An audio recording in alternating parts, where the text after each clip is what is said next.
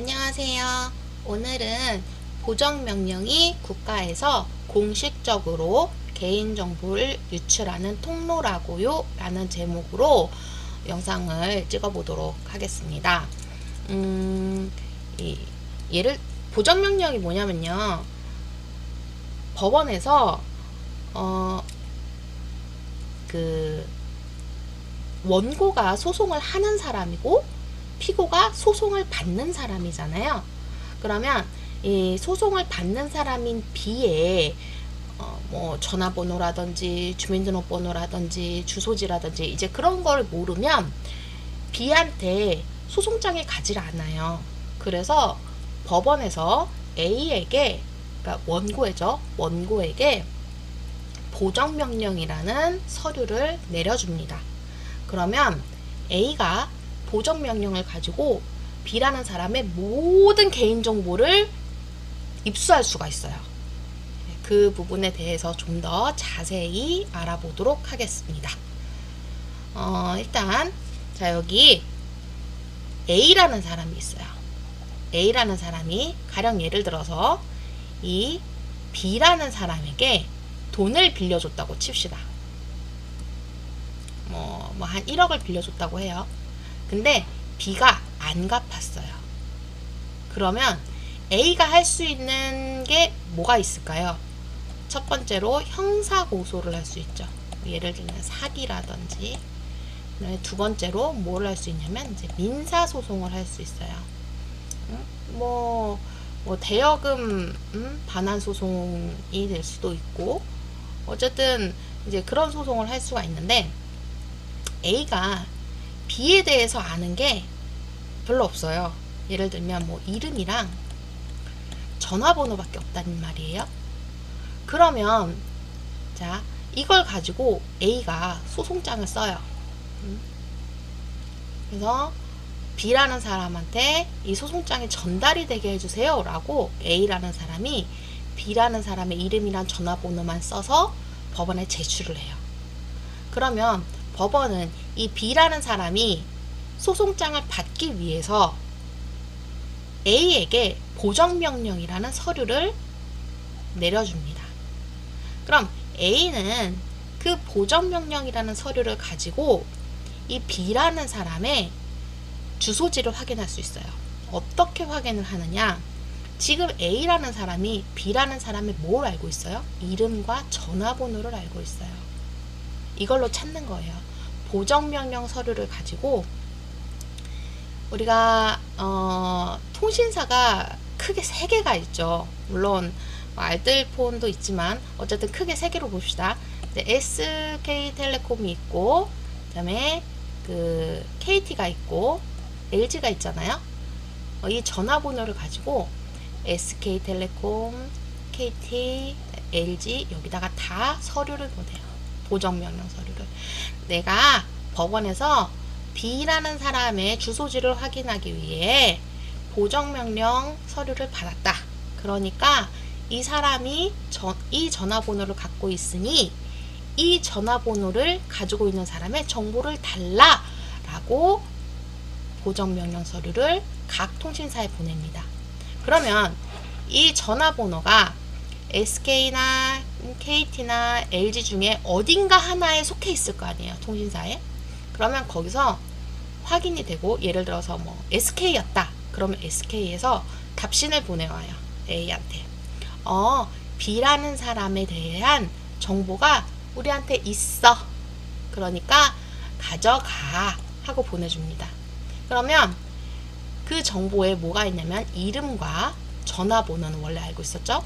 주민등록번호와 주소까지 다 나옵니다. 우리가 핸드폰 가입할 때 주소지를 쓰잖아요. 그 주소지가 여기 기록되어 있는 그대로가 A에게 가는 거예요. 근데 우리가 보면은 핸드폰을 만들었을 때의 주소지하고 현재 살고 있는 주소지가 달라졌을 수도 있어요. 그런데 주민등록번호는 달라지기 쉬운가요? 아니에요. 주민등록번호는 달라지기가 매우 어려워요. 그리고 주민등록번호가 달라졌으면 통신사에서도 문제가 생깁니다.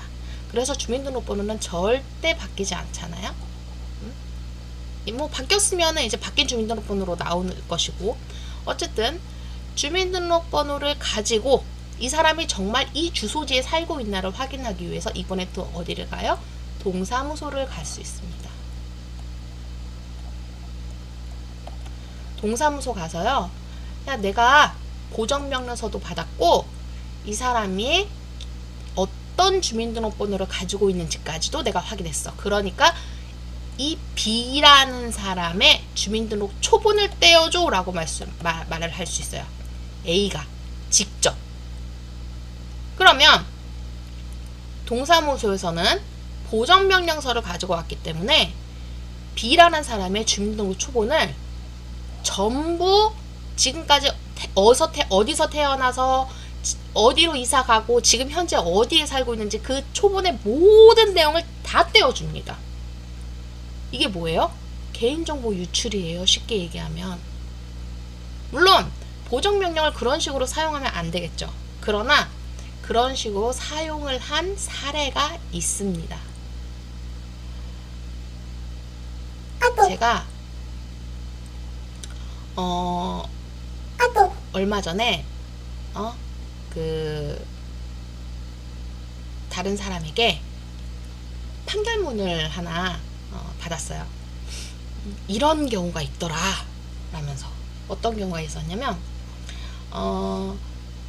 그 판결문은 스토킹 범죄의 처벌 등에 관한 법률 위반이라는 이름으로 서울고법에서 2024년 6월 5일에 판결이 난 건데요. 뭐냐면 이제 이건 이제 형사소송이었던 거예요. 피고인이 쉽게 얘기하면 이제 교제하던 한쪽이고, 이제 가해자예요. 가해자고, 이 가해자가 뭘 했냐면 교제하던 갑과 헤어진 후 이 갑에게 연락을 할 수 없자 향후 피해자가, 이 피해자인 이 갑이죠. 피해자가 주소와 연락처를 변경하면 진짜 연락을 할 수 없잖아요. 그래서 이 허위의 민사소송을 제기해서 주소 보정 명령을 통해서 피해자의 주소를 알아내려고 계획을 한 거예요. 그래서 2021년 7월 17일경부터 2021년 11월 6일경까지 이 피해자인 갑의 명의로 돼 있는 그 계좌번호 있죠? 은행 계좌번호. 그래서 2만원 내지 70만원 가량의 금원을 반복적으로 계속 송금한 거예요. 그러면 그냥 봤을 때 이 피고인이 가해자라고 할게요. 가해자가 피해자한테 계속 돈을 송금했죠. 계속 돈을 송금했으면 어떤 상황이, 민사법으로 봤을 때 어떤 상황이 되냐면 이 피해자가 가해자한테 돈을 빌린 것 같은 상황이 돼버리는 거예요. 그래서 가해자가 뭐를 했냐면 내가 너 빌려간 돈 줘 하면서 뭐를 했냐, 피고인이 이 피해자 갑의 계좌로 송금했던 내용을 빌미로 갑을 상대로 대여금 반환 청구 소송을 제기한 거예요. 돈 돌려줘라고. 법원이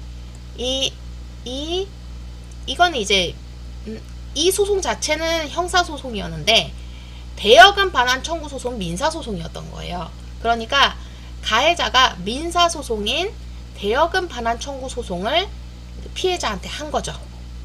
해서 법원이 이 피해자의 갑의 주소를 모르니까 소송장을 보내줄 수가 없잖아요. 그래서 이 가해자한테 주소 보정 명령을 내려준 거예요. 그랬더니 가해자가 이 주소 보정 명령서를 가지고 이를 이용해서 피해자인 갑의 주소를 알아낸 거죠. 그래서 피해자의 뭐 집에 찾아가서 뭐 이러쿵 저러쿵 이제 많이 사건이 일어났던 거예요. 자, 그래서 우리가 이게 굉장한 문제예요, 사실은. 이 법원이요, 보정명령을 내려줄 때요, 아까 그랬잖아요. 이 가해자가 피해자인 갑과 헤어진 후 갑에게 연락할 수 없자 이 방법을 취한 거잖아요. 근데 이런 일이 있었는지 아니면 정말로 갑이 피해자인 갑이 가해자에게 돈을 빌려서 그걸 갚지 못해서 이 소송이 벌어졌는지, 이 대여금 반환 청구 소송이 정말 가해자인 피고인이 돈을 빌려준 건지 안 빌려준 건지 민사소송에서는 확인이 안 돼요. 아직까지는. 왜? 일단은 소송이 시작되고 가해자와 피해자가 열심히 싸워봐야 이 대여금 반환 청구 소송이 진짜인지 아닌지 그때서야 확인이 되거든요. 그러니까 법원에서는요, 주소 보정 명령을 내릴 때 그냥 소송장이 들어왔어. 그런데 상대방의 주소도 모르고 주민등록번호도 몰라. 그럼 그냥 무조건 그냥 이 주소 보정 명령이든 뭐든 어쨌든 보정 명령을 내리는 거예요. 심지어 어떤 경우도 있냐면요, 그 사람의 이름만 알아요. 전화번호도 모르고 주민등록번호, 주소지 다 몰라요. 그래도 확인할 수 있습니다. 뭐 가령 예를 들면 이름만 어느 회사에 다니고 있고 이름만 알아 라고 얘기를 한다면 그 회사로 보정 명령을 보여주면서 이 사람의 전화번호가 뭐냐, 이 사람의 주민등록번호가 뭐냐 가능한 거예요. 심지어 그 사람의 이름을 몰라도 돼요. 예를 들면 그 사람이랑 같이 갔던 음식점이 있다. 그러면 그 사람이 만약에 상대방이 결제를 했다. 그러면 그 결제한 날짜를 특정해서 그 결제한 카드 번호 확인하고 그 카드 회사에다가 야, 몇 월 며칠 몇 시쯤에 얼마치를 계산을 했는데 이 사람하고 소송을 해야 되니까는 보정 명령 보내줄게. 이 사람의 정보를 나에게 줘. 이거 다 해당이 되는 겁니다. 이름 몰라도 돼요. 전화번호도 몰라도 돼요. 주민등록번호, 주소 전혀 몰라도 상관없습니다. 어쨌든 보정 명령이 내려오면요, 뭐든지 다 확인할 수 있어요. 지금 이 사건처럼 이 가해자가 나쁜 마음을 먹고 이 주소 보정 명령을 통해서 피해자의 주소를 알아내려고 했잖아요. 이렇게 계획을 한 거잖아요. 주소 보정 명령을 악용한 거잖아요. 사실 이걸 하면 안 되는데 이 범죄자가 하지 말란다고 안 하나요? 그렇진 않잖아요. 그래서 이 보정 명령이 사실 어떻게 보면 국가에서 공식적으로 개인정보를 유출하는 통로가 될 수 있습니다. 제 생각에는 그래서 이 보정 명령을 국가에서 소송을 하는 사람에게 내려주는 것이 아니라 보정 명령이 그냥 법원 내부에서 인건비가 좀 들어가더라도 개인정보 유출 굉장히 문제잖아요. 그러니까 국가에서 책임져야 할 부분이 아닌가라는 생각을 합니다. 제가 이 보정 명령을 왜 얘기를 했냐면요.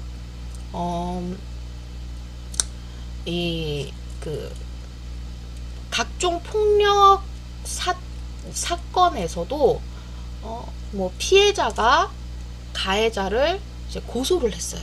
그러면 이제 가해자가 나쁜 마음을 먹고 피해자한테 보복을 하기 위해서 이렇게 주소 보정 명령을 이용해서 그 사람이 어디 살고 있는지를 특정해내서 찾아가는 경우가 있어요. 물론 이제 그렇게 되면 이제 이 법처럼 스토킹 범죄가 돼버리겠죠. 어쨌든 그런 경우가 있으니 이 주소 보정 명령은 국가에서도 좀 해결을 해야 되지 않을까. 개인정보 유출을 하면 안 되니까 이제 그런 생각을 합니다. 그래서 이거를 막을 수 있는 방법이 없나 라는 거를 찾아보면 완벽히 차단하는 방법은 아니지만 어느 정도 차단할 수 있는 방법이 있습니다. 그걸 지금부터 설명을 해드리려고 해요. 자, 뭐가 있냐면요. 예를 들어서 이제 가해자가 우리가 지금 이 직전 영상에서 주민등록번호 변경하고 그 변경한 주민등록번호를 또 주민등록표 열람 및 등초본 교부 제한 신청을 하는 방법을 우리가 지난 영상에서 했었어요. 그 후에 해야 될 것이 뭐냐면 이 폭력 피해자의 주소 노출 방지를 위해서 전자소송 사전 포괄 동의라는 것을 신청할 수가 있어요. 이게 무엇이냐?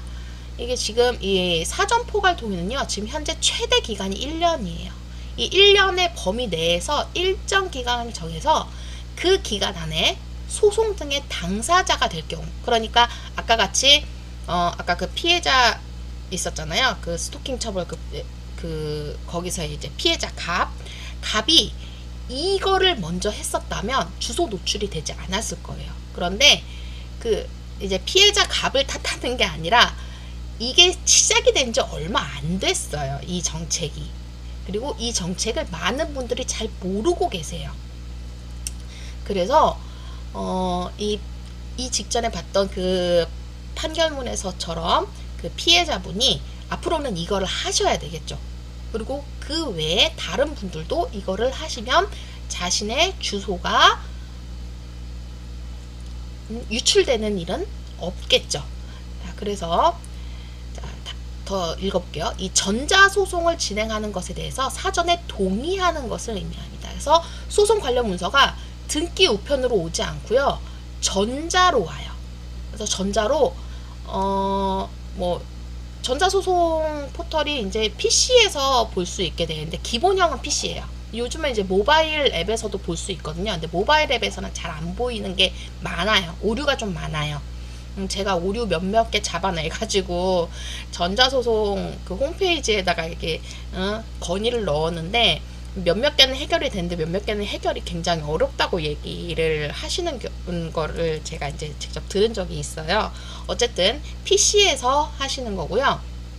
이 전자소송 사전 포괄 동의는 PC에서만 가능합니다. 자, 일단 어떻게 진행되는지를 한번 살펴볼게요. 이 사전 포괄 동의로 어떻게 주소 노출을 예방할 수가 있을까요? 예를 들어서 원고가 소장을 작성해서 법원에 제출해요. 만약에 전자소송 사전 포괄 동의를 신청하지 않았을 경우에는 등기 송달을 하게 되기 때문에 재판장이 소장 부본을 피고에게 송달되지 않으면 주소 보정 명령을 내릴 수 있어요. 아까 열심히 살펴봤죠? 그래서 원고가 그 주소 보정 명령을 가지고 피고의 주민등록 등초본을 교부받아 법원에 제출하는 게 가능해요. 즉 이게 지금 문제라고 얘기했었잖아요. 그래서 이거를 하자는 겁니다. 전자소송 사전 포괄 동의 신청을 하게 되면 법원의 주소 보정 명령 없이 소장이 그대로 전자문서로 송달이 되는 거예요. 그래서 주민등록 등초본 발급으로 인한 주소 노출 위험을 방지할 수 있어요. 개인정보가 유출되지 않겠죠. 당연히 주민등록번호도 노출이 안 되고요. 주소도 노출이 안 됩니다. 그렇게 해서 법원이 소장 부본을 피고에게 송달을 하게 됩니다. 이런 상황이고요. 자, 전자소송 사전 포괄 동의 신청 방법을 알려드릴게요. 반드시 PC로 접속하셔야 돼요. 전자소송 홈페이지에 로그인을 합니다. 그리고 나의 전자소송 여기 있죠. 여기 나의 전자소송 여기서 나의 사건 현황을 클릭하면 제일 위에 이런 화면이 나타나요. 그래서 사전 포괄 동의 안내에서 회원님은 1년 이내의 기간 동안 회원님의 소송 절차를 대한민국 법원 전자소송 홈페이지에 의하여 진행하는데 사전 동의할 수 있습니다. 사전 동의한 회원은 개개의 소송에 대하여 개별적인 동의가 필요 없으며 해당 기간 동안 모든 소송 서류의 송달 또는 통지를 전자적인 방법으로 받기 때문에 각별히 유의하시기 바랍니다. 라고 돼 있어요. 그러니까 열심히 전자소송 홈페이지에 이제 메시지가 온다. 그러면 이제 핸드폰으로 알림 신청도 하게 돼 있거든요. 알림 신청이 오면 이거를 잘 봐야 되는 거예요. 그래서 이렇게 사전 동의를 하시면 됩니다. 그렇게 해서 그 사전 동의를 누르잖아요. 그럼 이제 유효 기간을 정할 수 있게 돼 있어요. 최대 12개월, 그러니까 1년이에요. 그리고 문자 메시지 어떻게 받을 거냐, 전자우편도 어떻게 받을 거냐 하고 사전 포괄 동의를 신청하시면 됩니다. 이 사전 포괄 동의 같은 경우는 장점도 있고 단점이 있어요. 뭐냐면 장점은 지금까지 계속 얘기했듯이 보정 명령을 악용해도 내 주소지가 노출되지 않아요. 근데 단점은 영구적인 것이 아니에요. 평생 가지 않아요. 유효기간이 최대 1년이기 때문에 유효기간이 지나기 전에 연장 신청을 꼭 하셔야 됩니다. 여기까지가 오늘 영상으로 통해서 확인해 볼 수 있는 내용이었고요.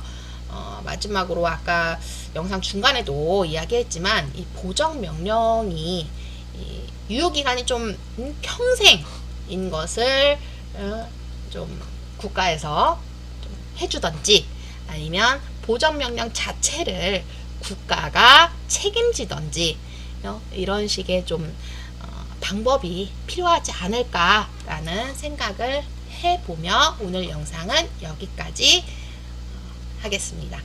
시청해주셔서 감사합니다.